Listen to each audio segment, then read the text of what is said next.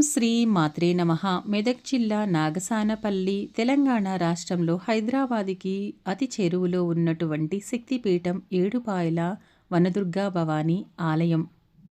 ఏడుపాయల మధ్యలో వనదుర్గా అమ్మవారు స్వయంగా వెలసినట్లుగా భక్తుల నమ్మకం. మహిషాసురుడిని సంహరించిన తర్వాత అమ్మవారు ఈ ప్రాంతంలో వనదుర్గా రూపంలో వెలసినట్లుగా చెబుతారు. ఇక్కడ ప్రవహించే మంజీరా నది 7 పాయలుగా చీలి మరలా ఒకటే విధంగా కలిసి గోదావరిలో కలుస్తుంది. కాబట్టి 7 పాయల అమ్మవారుగా కొలువై ఉన్నారు ఇక్కడ వనదుర్గా మాత. 7 పాయలలో ఒక పాయ అమ్మవారి కాళ్ళని తాకుతూ వెళుతుందని ప్రసిద్ధి.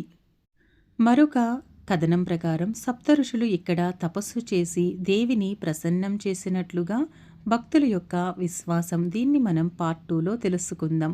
శివరాత్రి సందర్భంగా ఇక్కడ ఉత్సవాలు రంగరంగ వైభవంగా జరుగుతాయి.